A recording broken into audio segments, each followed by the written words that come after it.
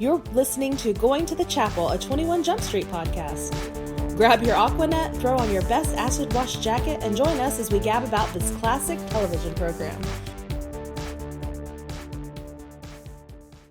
Hey there! I'm Amanda McLaughlin. I'm Christopher McLaughlin. And this is Going to the Chapel. This podcast is a deep dive into the Fox television show 21 Jump Street that ran from 1987 to 1991. And just like in our marriage, I know nothing. And I know everything. So today we'll be starting out with, of course, the pilot, Season 1, Episode 1, which aired on April 12th, 1987. The day before your birthday. Yay! The day before your what? It would have been my fourth birthday? Yes. And so you probably didn't watch 21 Jump Street when you were 4. No, I did not. I did not watch 21 Jump Street at all until this past week. Or I guess it was a couple weeks ago when I started. But, and you were in utero at the time. I was. Yeah, so that's the difference. So tell us about 21 Yes, Jump Street so, for any listeners who know nothing about it. I'm not sure why you're listening to a 21 Jump Street podcast if you know nothing about it. But, oh, by the way, this is about the television show. Oh, yeah, not the movies. Although not the lovely Channing Tatum, Jonah Hill movies, which we may discuss at some point. But for now, we are discussing the TV show. I got on like a huge, I refuse to see this movie, like, stick my nose up in the air thing. But now I kind of feel like I'd probably enjoy it. I don't know. Maybe. All right, so I'm going to read the most reputable source I can find for a premise for the show, which is, of course, Wikipedia. Of course. Are you ready? So this is according to Wikipedia, and it's basically accurate according to my expert wife. I'm the expert wife. Indeed. The series focuses on a group of police officers, period, headquartered at the eponymous address. Ooh, eponymous. That's a good word. These officers are all young and have especially youthful appearances, which allows them to pass for teenagers. Theoretically. We'll discuss that. Their assignments generally consist of undercover work in high schools, or less commonly colleges, where they generally investigate drug trafficking and abuse. The show's plots cover issues such as alcoholism, hate crimes, drug abuse, homophobia, AIDS, child abuse, and sexual promiscuity. All the things. I swear it's fun, though. Similarly, each problem is often solved by the end of an hour-long episode, giving an implicit moral about the impact of a particular activity. Not IMDb. Wikipedia goes on to note that there are PSAs at the end involving There cast are, members. and if I can find some of the PSAs on YouTube, I'm going to have us watch those, because I'm sure listening to Johnny Depp tell me not to do drugs is going to be hilarious. So the format of this, we're going to try to just sort of go through the plot and discuss it, or let's go through the episode and discuss what we found exciting or interesting. Once again, quickly, so you haven't watched it like ever except for that one time I made you watch an episode. Correct. I, however, as a teenager, when I first found out about 21 Jump Street, because obviously I was not even born when it aired on Fox in April of 1987, but I found out about it because I had a great love for Johnny Depp, and I heard about this, so I felt like I needed to watch it, so I searched and started watching it and was obsessed with it like the entirety of my, basically all of my teenage years through high school and college, really, and now. It's never stopped, yes. It has been a while since I've watched them all, so I will be interested to see how problematic Oh gosh, it will yeah. be. We'll get into that real quick, don't worry. Yeah. So let's talk about the pilot. So also the pilot, when it first premiered, was a 2-hour-long special. So Fox was a new network at the time. And so in the spring when this came along, it was only this show, Tracy Ullman show, and Married with Children, right? I think that's were what you said, yeah. aired on Fox. So right now, yeah. for this episode, we're just going to be starting with the first hour, the first half. So the part 1 of 21 Jump Street, the pilot. Right. So, we begin with the cheesy opening credits, or at least I think they're cheesy. There's organ music, for goodness sake. And it felt like an after-school special. So, I don't know. It felt like... So, I grew up around that time, obviously, as we discussed, I was 4. And the after-school specials were all the rage, and they'd sometimes show them in school, which kind of belied the name. And they all had this sort of cheesy opening, hey, Steve Buscemi, hello, fellow kids kind of feel. I mean, we didn't have the meme at the time, but that's entire show. That was the gist. And I feel like this show kind of has the same vibe, at least to start with. So yeah, I'm feeling it. Yes. You don't like the cheesy organ music and Holly Robinson singing to you? And Peter DeLuise and Johnny Depp yelling jump at you? I mean, it was... Cute. It was something. I don't know. Maybe it'll grow on me, I'm sure. Maybe. I enjoyed more... It was a bad start, but it goes up from there. I'll be honest... as someone who loves the show, I'm not a huge fan of the theme song either. It's the 80s, though. They were all terrible. Oh, it's very 80s. Like, all the dramas had these terrible things. You don't like the beginning when it's like the brick wall and then the 21 lights up and they spray paint it. Jump Street and then it just... Oh, yeah, the spray paint thing was a huge thing, too.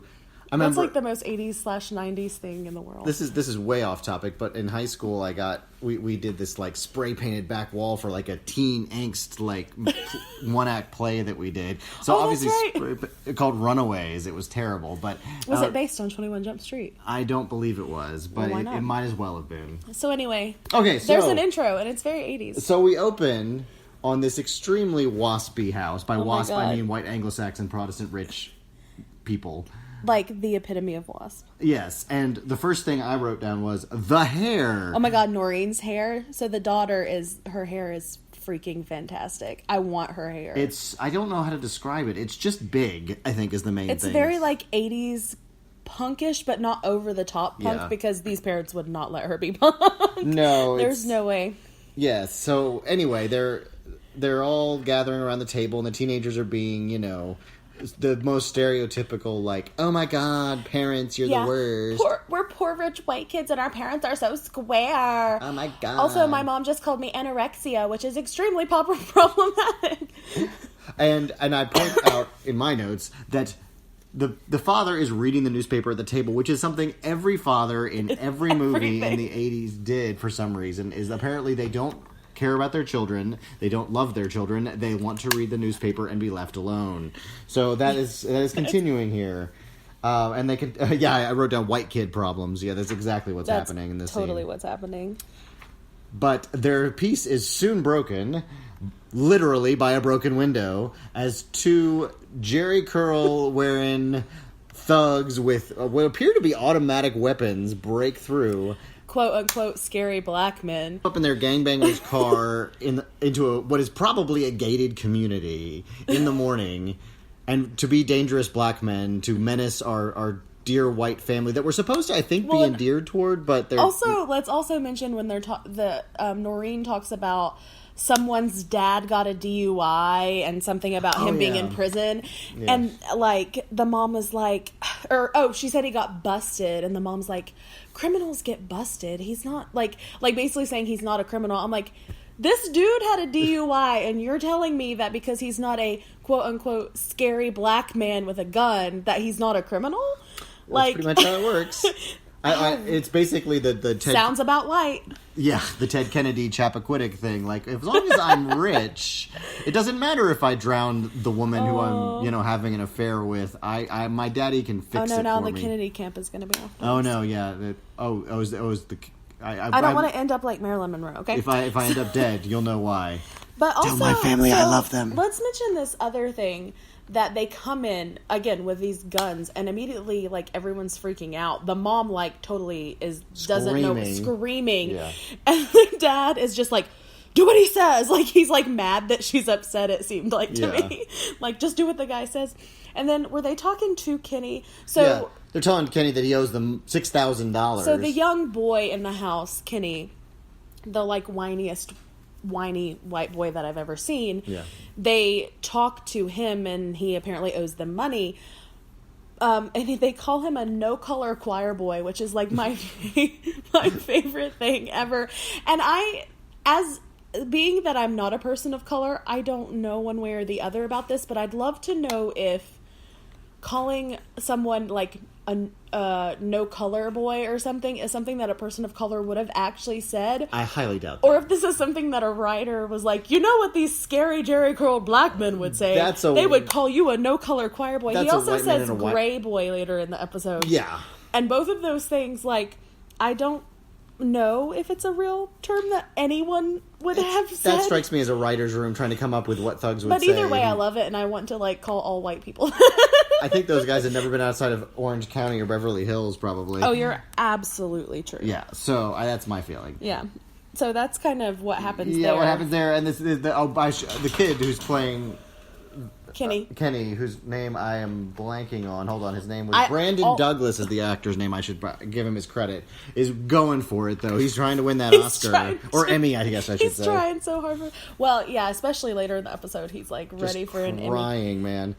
So then this is, I guess, where the hard cut happens over to the diner, right? Yeah. Yeah, so we have Tom Hansen, who's Johnny Depp, and his partner, who is an older man. And I meant to look up the partner's name. It's Barney Martin. The name of the partner's character is Charlie Donegan. Yeah, but yes. Barney Martin's great. He's been in a lot of different things. He was, like, spoiler alert, my favorite part of this episode. He is, oh my gosh, he's terrific. He's unbelievable. Hysterical. He's great. So my favorite thing is that when we cut to them, they're at this diner, and they're walking out of two separate bathrooms, but they're like continuing a conversation. So I'm like, were they having a full conversation, but like between yelling between the bathrooms? Single stalls. And men, I'm just gonna let any women listening to this podcast, I'd like to let you in on this. When you are peeing, you are not talking to another man. You don't even acknowledge that they exist. You just stare at the wall. We're in different stalls, so we don't talk to each other either. It's awkward enough to have your penis in your hand while another man is standing there without having an entire conversation. Anyway, moving on. They were in two separate bathrooms in a diner, like, I guess, yelling a conversation, a police conversation. Like, who knows what they were talking about? Like, hey, did you hear that Charlie's undercover today? Yeah. And blah, blah, blah. The code word is the eagle has landed. But anyway, so they come out of the bathroom and they go back to their car, but then they get their order delivered to them. Yes, they get their order delivered to them. To their car. Which, we haven't looked this up, so I apologize if this actually did happen in the 80s. We're both a little too young to know this. But they actually get physical coffee cups, like porcelain actual coffee cups. In their car. Which seems... dangerous? Like, they had styrofoam in the 80s. I know they did. Also, did they just take them from the diner and drive away? Well, they do, because they get called away to the robbery, as we find out. So we were trying to figure out if that's something that happened in the 80s, or if that was, like, some kind of weird prop department mishap on the show. I don't know. So, if you were around in the 80s and got coffee at diners, please let us know. I probably should point out at this point that Johnny Depp is not a star yet in this. He would have been... So he's a cop, which we now know is extremely ironic. I mean, at the time it was also extremely it was ironic at the time, but I don't think people knew. Because all he had been in was Nightmare on Elm Street, what is it, Private Resort. Private Resort, which is terrible, by the way. And Platoon, but a very small part in Platoon, and nobody knew who he was. Doesn't he die in Platoon? I think so. It's been a long time since I've seen Platoon. Yeah. But he... you've got, like, Willem Dafoe and Charlie Sheen, and, like, they're big stars in that movie. He's not by any means the focus of that movie. So this is really, by far his biggest. And this is, of course, just the pilot, but this show is kind of what made Johnny Depp into like, the he became like a heartthrob in the show, which he hated, and we can talk about that at some point, too. So, yeah, Johnny Depp was not Johnny Depp yet. No. And although he's already playing a sort of type that he would end up, I think, playing quite a bit, or just young actors always get kind of put in, which is the hothead with daddy issues. But the thing that's really funny to me, and we'll talk about this a little bit more because of some of the things in this episode that I can't wait to get to, is that he's playing a cop, but he's playing an extremely square, like, by the book cop, 100%. Which is also hysterical. Right. No, he's like, even amongst the cops, he's kind of seen as like a goody two-shoes, like, loosen up a little, buddy. Yeah. So they are called to go to the Weckerly household where the scary break-in happened. Yes. And so, yeah, they go in, and of course, the first thing I don't know if it's the first thing, but it's the first thing I noticed anyway, is that Johnny Depp, everybody's like looking at him like, who's this pretty young cop? Especially, of course, the daughter. Oh my God, Noreen is about it. She's like, he can get it. Yeah, 100%. Which is like, Johnny Depp. Do you see my hair? Isn't my hair fabulous? Yeah. I don't know. She doesn't say that, but if I were Noreen, I'd be like, look at this hair. Feels that way. Take me now. But the other thing is that I think that, is it the dad? Somebody asked the question about how old he is, because this is like the entire premise of the show, like we talked about before, is that so he's this young cop and he looks so young, and apparently that really affects his copping abilities. Yeah. Like, so, but what I think is so funny is that I know that it's for the show, but he's like 24 years old at this time or so. Like, so to me, I don't know about you, he doesn't look like a high schooler. 24. Like, he didn't look. What's funny is that they keep that keeps being brought up because, spoiler alert, he eventually gets taken to Jump Street Chapel and joining that crew. Right. But like Barney Martin, as an older man, I feel like that's almost more weird to me in patrol as a police officer. Because, like, when I think of, like, police officers on patrol, they are young people. Yeah, like, I mean, he certainly seems wet behind the ears and, like, very young, like he's just getting started. I think that's part of it. I mean... Well, and like we said, you know, he has these daddy issues. Like, so... His dad was a cop. Dad was a police officer who died. So he has this, like... weird, you know, this angst about it. Well, and everybody, and we'll find this out, everybody in the department knew his dad, and his dad, of course, was, as they always are, like the in best cop. Like in Top Gun, you know, Tom Cruise's dad was the best fighter pilot, you know, it's always, or in Star Trek, you know, Kirk's dad dies saving, you know, everybody, and so he suddenly has to live up to this ridiculous reputation. You know, the daddy issues and the, like, hot-headedness. Right. But anyway, so they're questioning the Weckerlys, and so he's in his uniform, of course, at this time, because he's not, you know, undercover yet, and Johnny Depp in a police uniform it's the funniest is the strangest thing I've ever seen. Yeah. Like, can you imagine that now? How weird that would look now? Oh, especially with his, like, boho hippie midlife crisis outfit that he kind of goes about in these days. Not a great moment. Yeah, he's not having a great moment. We won't necessarily get into the controversy around Johnny Depp. Well, I will say, you know, I will be talking about this in the past tense of, like, my entire life was in love with Johnny Depp, so that's what brought me to this show. But we're not really going to be discussing current Johnny Depp. There's a lot going on there. Yeah, there's a lot that we can discuss if we really want to get into it at some point. But we could we're have here for fun. We could have a whole Johnny Depp episode if you really want to. But we could do that for each of them. But so I wrote down there's a Pretty in Pink reference, and I don't remember it, but I just found it funny that I think that was an attempt to be like, "Hey kids, we've watched the cool movies kids. too." Again. Well, and also so Kenny is, like, all angsty and weird during this whole scene, and he's, like, on the stairs pouting, basically. Yes. And he complains about not being able to go see the Eurythmics because he failed. Was it gym class?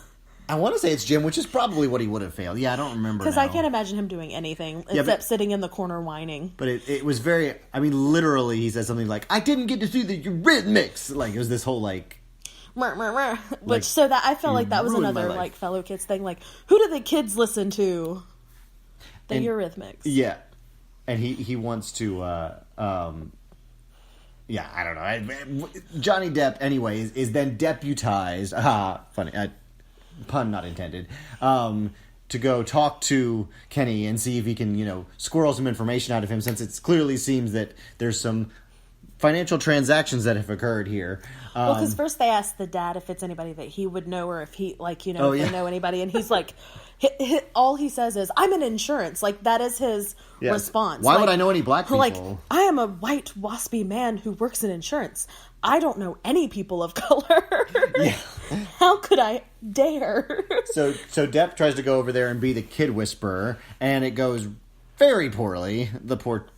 Well, and doesn't the Barney Martin character... I don't know why I can't remember his partner's name. It's, hold on, I'll have to look it up. Charlie Donegan. Donegan, yeah. Or Dunnigan.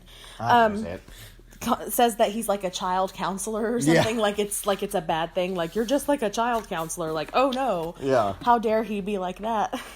So basically that's the gist, and then there's a bunch of synth music, and we go to commercial break. Or at least Hulu goes to commercial break. I'm going to say goes to commercial break whenever Hulu decided to go to commercial break. I'm assuming that is the same as it happened in 87. And then in 87, what do we get a commercial for? I don't know. Well, we'll get a reference later to the Pepsi generation. I was like, Pepsi and...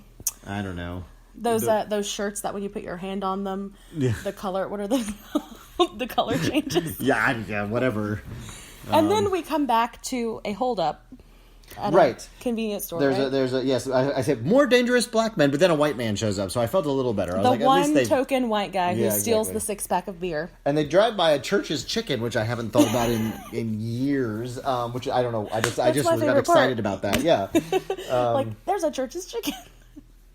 Are there still any Church's Chickens around? Not around here, anyway. I don't know.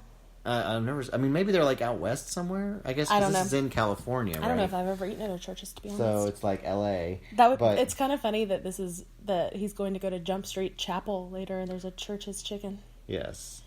And I just wrote that Johnny Depp's given his all in this part because so they get they're out. I guess they're still driving around. Whatever. Yeah, and so this car of these guys who just did this holdup at a green light. Yeah, they stop. So like the cops stop next to them and look at them. And then as soon as it turns red, they run the red light. Right, well, the old cop says something like, like, everything all right? Everything okay? Keeps asking them, everything okay? They're like, yeah. Because they're like, be cool. They don't have anything on us. And he's like, well, you stopped at a green light. And they're like, oh, shit. oh, yeah, exactly. But then it's red and they go. So then they go chasing after them. And this is the one part of the episode that I was actually legitimately impressed by for a TV show in the 80s. Oh. Keeping in mind that TV shows... The car chase. It's the car chase. Like, it was great. actually It was well pretty good. edited and well done. Like, it was exciting. And, like, you believed that Johnny Depp was actually gunning it. And, of course, the old cop is, like, basically doing the red fox. Oh, I'm going to have a heart attack. You're killing me. He's so mad that they're, like, actually chasing Chasing like, criminals. why are we actually doing our job? Which is why, again, I don't understand this youth thing, because it's like, that guy doesn't even want to do his job. Yeah. Well, and also, so they pull them over and all this stuff, and then the entire thing is that these criminals are, like, making fun of Johnny Depp for looking so young. Yeah. Like, one of them says, I feel like a child molester. Yeah. And I'm like... Well, part of it, I think, is, again, his wet behind the ears, because they make him look kind of silly, because he gets out of the car and forgets to draw his gun. Yeah. And then... I mean, it may just be that he's young in general, but, like, they're acting like, we shouldn't take these guys seriously. That guy looks 12, when he looks like a 20-something-year-old police officer. And so then he, like, loses his mind, because apparently this you look younger than you are thing is, like, a huge trigger for him for some reason. Right. Well, I think it obviously he keeps hearing it, and I think it's finally reached a boiling point. We should back up for a second and say that the old cop, apparently because he just can't handle actually doing cop duties, has pulled the radio completely out of its socket, so he can't call for backup. So he's having to go find a payphone, because kids, by the way, that's what you had to do in the 80s. They didn't have cell phones. So he had to go find a payphone. So Johnny Depp is left there holding these guys who were just, like, totally laughing. I don't know, there's 3 or 4 of them. Anyway, I think there's 4. with their backs to him, and they're all just giving him hell for being And he gets a pretty boy. so angry about it. Like, tomorrow's my 32nd birthday. If someone was like, you look like you're 12, I'd be like, oh my God, thank you so much. Yeah, exactly. But it's like, really, he hates this you look so young stuff. Like, that's the hothead thing that we were talking about earlier. He just, like, loses it. Yeah, so he gets into a scuffle with them because they basically overpower him. I don't remember exactly how it starts, but the old cop has to come back and try to save him. And does he hit him with his elbow leaning back to punch? He's leaning back to punch and elbows the cop in the face and breaks his nose, which we'll get to in a second about how that's funny. But I mean, it is kind of funny just the way he reacts. It's like, oh my God, he, like, pulls back to punch and he, like you broke my nose. And then this is the funny part to me, is that the white guy gets into the car, and they all get into the car, in the cop car, which is open for some reason, and the keys are apparently in the ignition because that's good cop protocol, and they just drive off in the cop car. Yeah, so that's fun. So then we go into, like, he's in the station. Yeah, so there's another commercial break, and then we're in the station, and everybody in the weight room. There's another guy with a broken nose in the weight room. So it's the locker room, not a weight room. It's they're like changing, and so they're like, I only broke my nose. Whatever. Like everybody has had their nose broken by him. I can't remember if they talked about this earlier, but he hadn't been with this partner for very long because apparently he keeps getting his partner's going noses through broken. Partners, yeah. And I want to hear those stories too. Is it every time someone's like, "You look 12," and he's like, "I'm gonna break a nose." Yeah. So, of course, he then has it. to go talk to the chief, who is the epitome of the no-nonsense cop. This is the dragnet guy. This is the character actor who you get a bunch of guys who all look with square jaws and get them all in a line and have them read the line and see who reads it best, and then cast them in your show. And so the cop is basically like, all right, you're You're a in trouble now. hothead, and I knew your father, of course, because, that's a big part of it. So he's too pretty and he's too angry. then he does this whole "I'm not angry" Yeah, thing. this whole Classic it's like Ruth last night when she was like, "I'm not tired," yes, and she's like falling asleep. Our 5-year-old is saying, "I'm not tired" as she's falling asleep. It's exactly the same that thing. thing, like, "I'm not angry." And so, of course, they set up how young he is because he doesn't even smoke, and they're like, oh. And he doesn't eat donuts. He's like the worst cop ever. And Johnny Depp saying, "I don't even smoke," again, freaking Hilarious. hysterical. Hilarious. The man rolls his own cigarettes. Yeah. And so then we finally get the premise of the show presented exposition style by this character. He's going to be joining them. Yes. So he tells him basically, you either can work a desk job, which is what obviously Hansen is expecting, is to get a desk job, and he's done with his patrol life forever. And of course, as we know from every cop show in the world, that's the worst thing that could possibly happen to you. Which, I mean, I have a desk job. It's not a bad job. I make decent money just, pushing paper around. I mean, I'm not going to go into this. I don't want to be a cop for any reason. But if I were, I'd probably have a desk job. Yes. But that's, yeah. So he tells him about this undercover going into the high schools to catch basically drug use. And then he complains and about not liking it the first time and something about not wearing the groovy enough shoes. Yeah. That was my favorite. Well, and he also it's says groovy shoes that are my turn on. And this is where he makes these like, oh, so you're talking about like Fast Times at whatever the name of the high school is. Bust Your Buddy High. Bust Your Buddy High.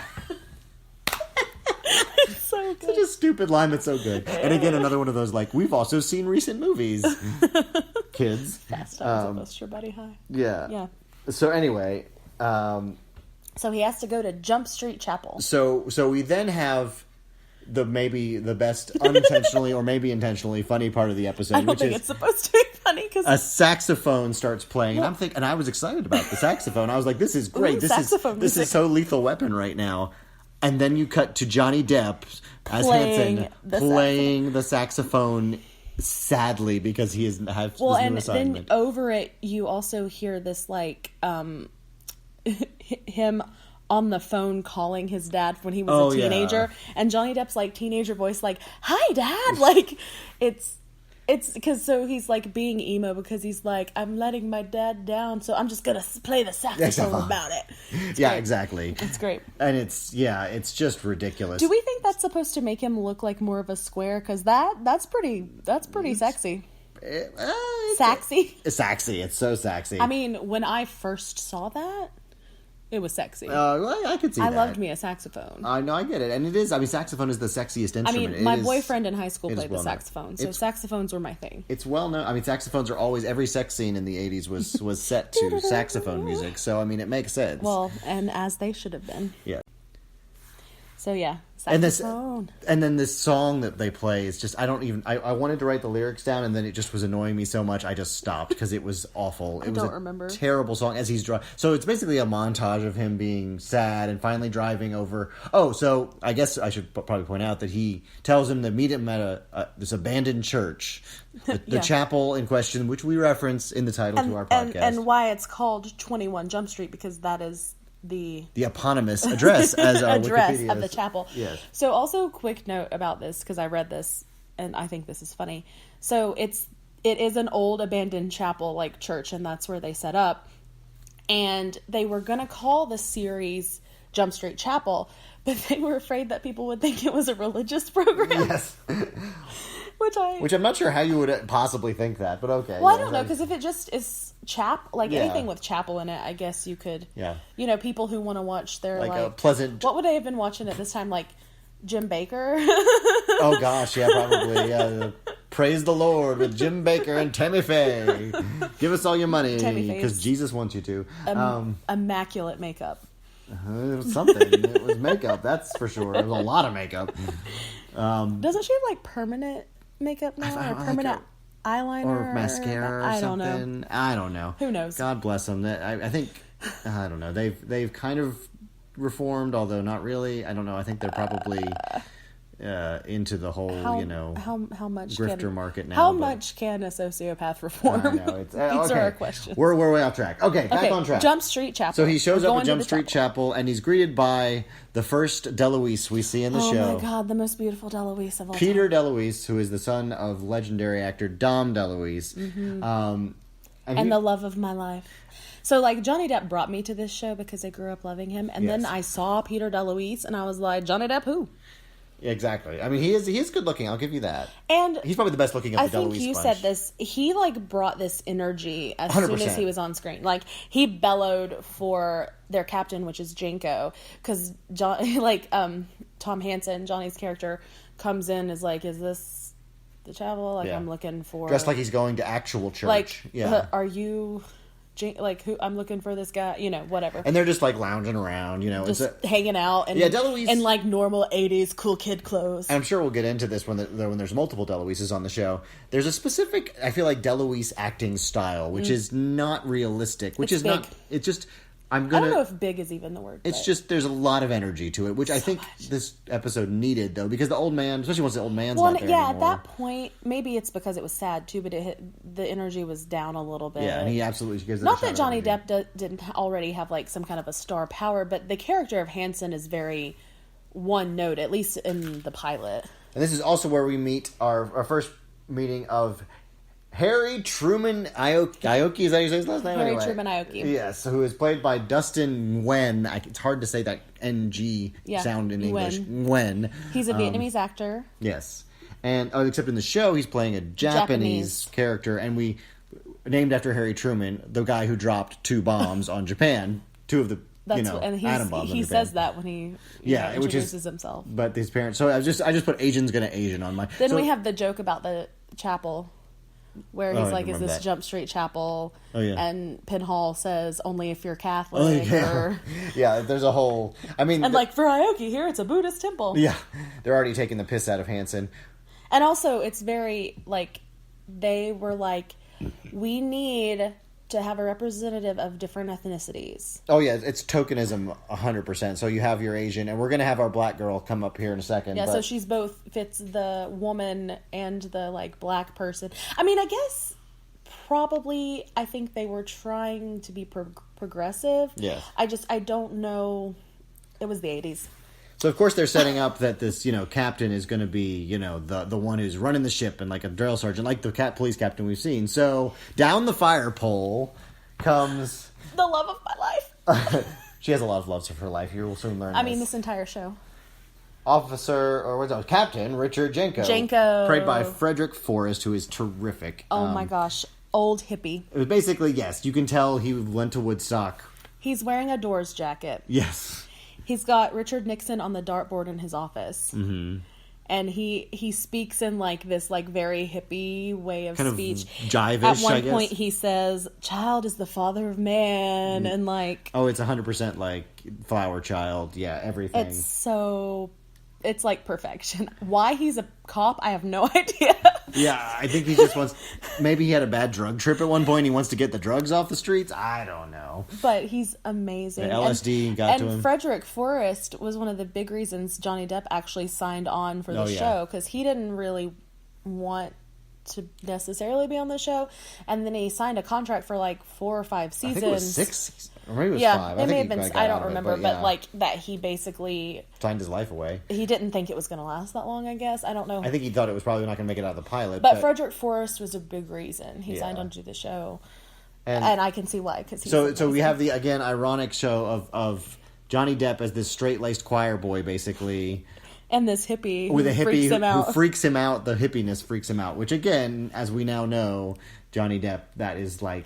Well, then there's the thing about Jimi Hendrix, and he like doesn't know who Jimi Hendrix is. Which okay, I can believe that this kid is straight laced and whatever, but not knowing who Jimi Hendrix is, I just can't believe that. Yes. I just can't. Like, how? All right, here's our reference, by the way, to the Pepsi generation, which he says, you gotta learn how to relate to the Pepsi generation. Like, that was a thing that kids called themselves back then. So this is when Gen X would have been in high school. Had a little blip there because we turned Alexa on somehow talking about this. Yes, we somehow turned on our spy in the house. We thought there was like a ghost, but yeah, I was sorry. My heart leapt into my throat there for a hot second. This is what you get for talking about the Kennedys. I know they're coming for me already. Hey, Maria Shriver's going to be at the door. yeah, it's been a disappointing week for conspiracy theorists with the Area 51. Anyway, moving on. So then the reason I'm sure many a man watched the show shows up. The beautiful... Part of the reason I watched the show. The beautiful and talented Holly Robinson playing Officer Hoffs. What's her first Judy. name? Judy, that's right. Judy Hoffs. Not Judy Hopps from... Who is it? That's a wonderful reference, by the way, Well, in Zootopia. it's actually apparently accidental, but the very first time, of course, being the 21 Jump Street fan that I am, the very first time I watched the movie Zootopia, I was like, oh, they named her after Hoffs. So, of course, because she's a woman and black, I guess, they have her change his wardrobe for him. That's her job, because that's super progressive, is to have the woman be in charge of wardrobe. But I will say the flare jacket that she's wearing in that scene, she could be in charge of my wardrobe on any point. day. Her eyeballs are beautiful. Her everything is beautiful. She is a beautiful woman. And married Her now. hair. She's now Holly Robinson Pete, married to Rodney Pete, a quarterback. She is. Who was a quarterback for the Carolina Panthers of local interest. Yes, Anyway. because we're in Western North Carolina, in case we didn't mention Yes, that. hopefully none of you will stalk us, because I don't know what I'd do with a stalker. I mean, I said Western North Carolina. We could be anywhere. We could be anywhere. We could be right behind you. we're hiding in the mountains. Anyway, Anyway, Judy. So that's anyway. So sorry, there's a commercial break again. Of course, Clothes Jinko montage. does mention that she's the best undercover, Yes.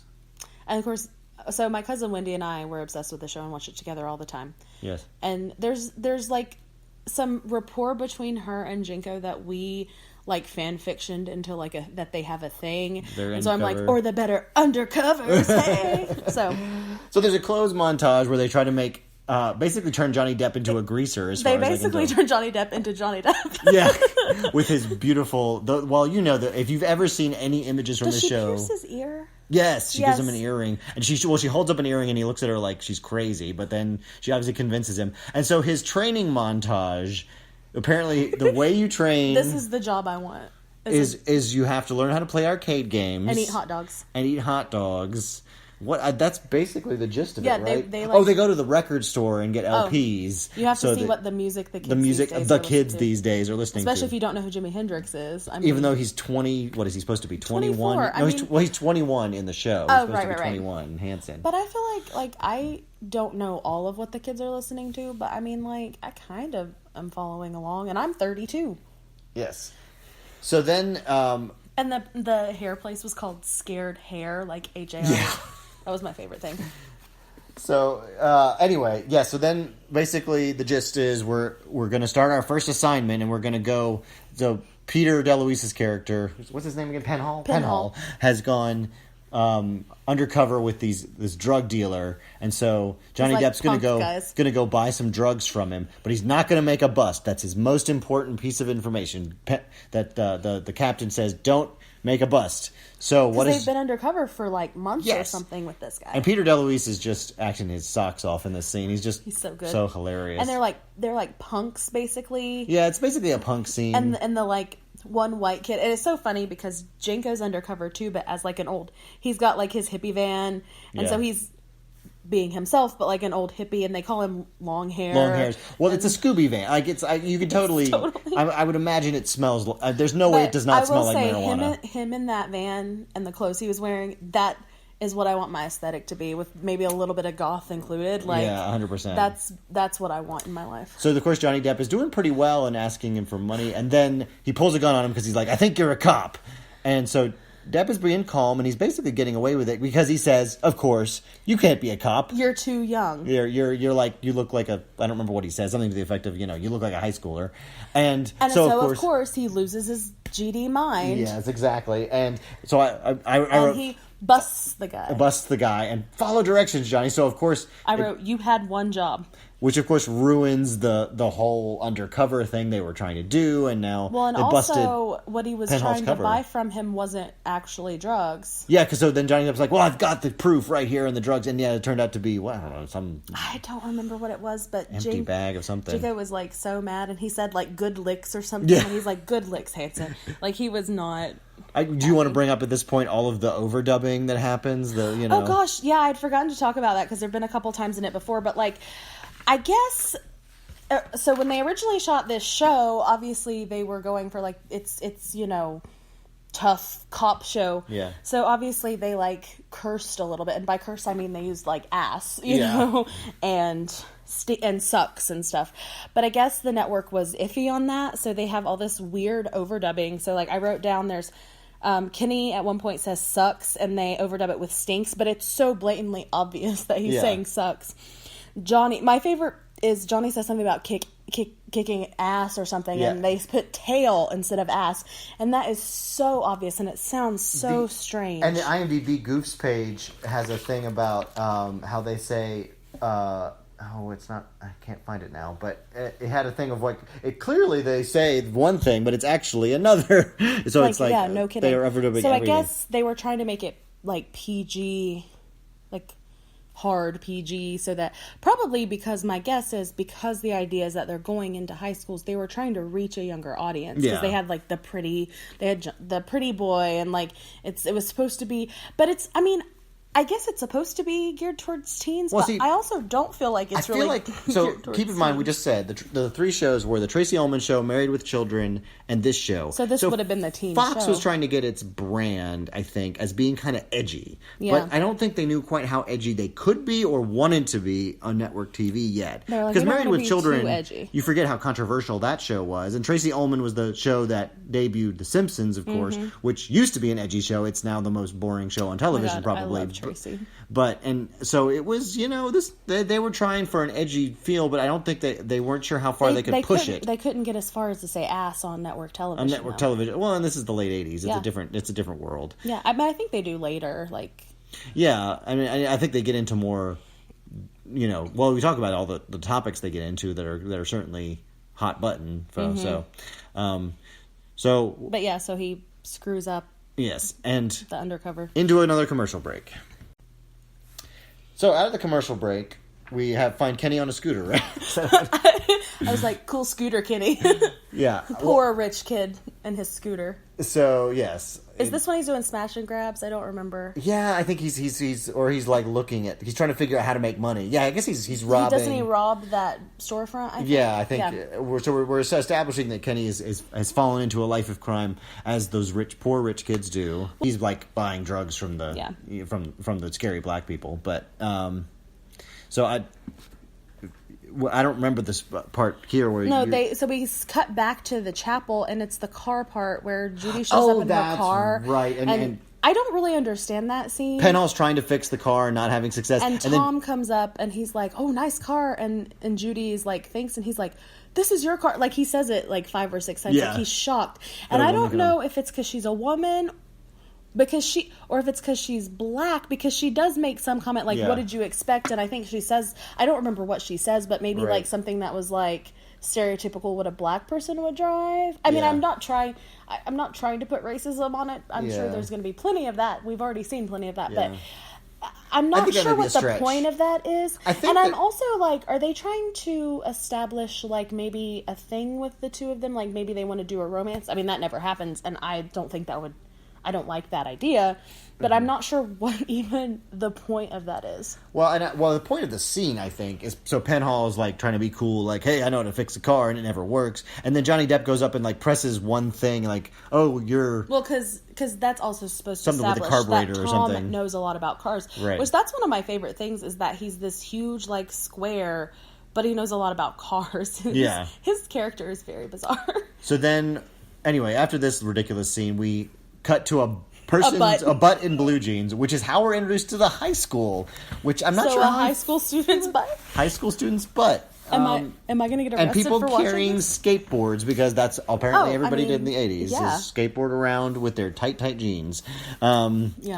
So then Johnny drives up and drives into just the first space he finds, which of course turns out to be Waxer space. And he's like, "You got to get out of my space, white boy." Like, "What are you doing, white boy?" Is that when he calls him Gray Boy? Gray Boy, I guess that's what or no color. And so Johnny Depp does what we all know you're supposed to do on your first day in prison, which is beat up the biggest, except he doesn't beat him up. I have writing down picking up the cigarette so smooth. Did he get a cigarette off the ground? I think he like flicks a cigarette at him, and then he picks it up and like he picks it up and smokes it, which he like basically doesn't smoke. It's pretty smooth, but it's also funny thinking about Tom Hansen doing that. And then he like keys his car. You're like, he puts he keys the word I think no we mentioned, into his but car. Waxer, he writes no. Yeah. Waxer is the scary black man Right. from the beginning. So when he's saying like move your car, and so he keys no into the guy's hood, and he's basically like, I'm gonna beat you up. And so they get into a fight, which has to be broken up, of course, by the first day of school. Why are you guys fighting? Arr! And so then he has to go to, for some reason, the football coach's office. I guess he's in charge of discipline. I mean, I don't know, but so many GD sports metaphors. Oh, I put capital F, capital C, football coach. Like it is the most footballist coach ever. He like kind of yells at him for a minute, and he says, "You're going to get 2 weeks detention, and I'm going to call your probation officer," which is standard in all high schools. Yes, obviously this is a great school. Which is funny that the rich kids. Oh, sorry. Goes spoiler. to the same. Oh, well, yeah. Anyway, but there's clearly like also, rich and poor kids here. I'm pretty sure Waxer is like 35 years old. Oh, 100%. Like he looks like. So I talked about the Jerry curl, which I guess is, since Pulp Fiction, we've all just sort of do associate with danger. But I guess back then it was the same thing as the coolest haircut ever. But yes, he looks about the same age as Samuel L. Jackson does in Pulp Fiction. It's ridiculous. It's 100% true. Anyway, so. Yes, the football coach is basically like, you're all in deep kimchi, buddy, essentially. I don't know. And then all these like sports metaphors like, about how his getting to the end zone and life is going to be ruined or whatever. Yeah, and, it's and Depp's character is like, okay, can I go now? Yeah, that scene kind of falls flat to me, but they're trying to, I guess, establish that he's already getting in trouble, or he's showing his bona fides. That's what he's supposed to do to like show, because also being undercover, like. That's the way that it works. The teachers don't know he's undercover either. So now we reach the end of the episode as Johnny Depp plot twist. Yes, the big cliffhanger / plot twist is that Kenny attends this school too, which I guess we probably should have known given that. But so of course he's seen Hanson as a cop. Yeah. So his cover could be blown. Well, and like Hanson sees him. I don't remember. He's looking at him, and he thinks Kenny's looking at him. But he's actually Kenny's looking at Waxer, and he's like, "Leave me alone, man!" and slams his locker. Yeah, still winning that Emmy. Yeah. But then, so here's my thing: if Tom and his partner went to that house and were doing an investigation on what happened, and they're trying to figure out who it could be breaking in, and the dad's like, "I don't know, black people. Yeah, I'm a wasp. How could I ever know a black man?" Yeah. And is like crazy about that. Like, wouldn't they know where Noreen and Kenny go to school? You would think. Because you would think that he'd be like, if he actually did an investigation, actually did the paperwork he was supposed to do, then... Because obviously they took care of all that stuff before they got the other guys who knocked up the convenience store. Right. I don't know why he wouldn't have been like, blah blah blah high school. Oh, I can't go undercover there because I know a kid. I talked to him. I'm guessing he just didn't do his due diligence because he didn't even want the job. Probably. We're really also overthinking this because they needed to be there. And also it had been a while since we'd see what was going on with Kenny Weckerly, so it's like. Clearly, it was obvious that he was going to show up, especially once we knew that he was at the school where Waxer was. Yes. It's like, I wonder, yep, there he is. All right. So then that's the end of part one of the pilot. Into part one of the pilot. So we're going to try to end the episode, I think, with something that was our favorite nostalgic 80s thing. We had an outfit or maybe a favorite catchphrase, or you could pick more than one thing if you want to. I don't really... care. So what was your favorite bit of this episode that just made you happy with its 80s-ness? I mean, I love No Color Choir Boy as a thing to say to whiny white people. I just don't think it was a real 80s thing. But I love it. But I will say, I think probably Judy's outfit in that first scene with all the flare on her jacket. Yes. I mean, God, I love it. It's so Actually, good. I'll say this. Her outfit with Noreen's hair, like that's my dream. Is 100% one of my favorite things. I love that the old cop, who by the way ended up on Seinfeld too, so that's how I knew him. I knew Seinfeld's dad. I think so. Yeah, he plays Seinfeld's Morty. Also, fun fact to like preview, he actually shows up in another episode, and I think it's either I think it's still in the first season or it's like the second season. Like it's not really that far, but again. I think this comes up a lot in like podcasts where people are watching things. in the 80s, binging wasn't a thing. Oh, so yeah, no. they weren't quite as consistent, you know. Continuity. Yeah, they weren't super big on continuity. So, like, they probably would not have any thought that, you know, a season later, you're going to see this guy who was originally Hanson's. Like, I don't think they even thought about it. Because I think that happens a lot. Like, some of those, like, that guy and that girl actors are in, like, several different episodes. Yeah, so the other thing that was so 80s about it was all the music. So you had that, you know, after-school special music at the beginning, and then the synth music, you know, and then, of course, you have the cheesy song during the montages, because montages, of course, and nothing beats, though, the saxophone. I mean, come on, that was easily the best. You know, what's funny about synth music, I feel like they were trying to be modern and be like, this is the music of the future. And so every movie with synth music just so looks... dated. Like, even the good ones, like Chariots of Fire or Blade Runner, still, it feels a little weird. Fun fact, I think it was Star Wars? Yeah, it was Star Wars that originally was going to have, like, a whole synth weird score to it. Right. Until John Williams was brought on to do a classic orchestral score. And can you imagine how different those movies would be without John Williams? Oh, my gosh. I mean, John Williams should obviously be, you know, I think we should try to save him forever and encase him in something. Oh my gosh. You know, cryogenically freeze him so that, you know. I need a vampire to bite him. Thanks. If there are vampires listening, bite John Williams and make him a vampire as well. So, yes, I think that's about all we've got. And I forgot to mention this, but one of the things that Tom Hansen says all the time is okie doke, okie dokie, like so many okie dokes. So I think I'll have to rewatch this half before we go into the second half, but I think I'm gonna do an okie doke count. Right. So we're gonna keep track of that. Keep track of the okie dokes. So it's been fun. I don't know how how do we wrap this up? So okie doke. Okie doke. Thank you for listening. If you had fun, I guess there's a way you can subscribe, and that will tell you when we have new episodes up. And, you know, you can leave reviews and all that jazz. Let us know how good or how terrible we are. We love judgment. Oh, judgment's my favorite. We love people telling us how terrible we are. But keep in mind, we're talking about 21 Jump Street, grade us on a curve. I hope that you found this fun, and we are going to continue on our next episode with the conclusion of the pilot episode. And I suspect we'll be shorter here in the future. This is going close to an hour now, but I'm thinking we're going to be closer to 45 minutes. Yeah, this was our intro. So you can plan your drive, your commute accordingly. Although we may have some one-off episodes about specific things if we get excited about something in particular. I feel like we should have a one-off Johnny Depp episode to just discuss all things Johnny Depp. I mean, I think we should do that with Peter DeLuise as well. Well, yes, of course. And maybe Holly Robinson, because I loved her on Hanging with Mr. Cooper. Oh, she was so good. Okay, anyway. Not that has anything to do with anything. So thank you for listening. Thank you for listening. Anyone out there in the world who's listening. You know, thank you to maybe 2 of our friends. And thank you to ourselves who will listen to this narcissistically constantly. Because I, unlike most people, love the sound of my own voice. But anyway. I love the sound of your voice. Oh, thanks. Yeah. That must be why we're married. I guess so. Aw. Well, isn't that a sweet way to end it? All right. Well.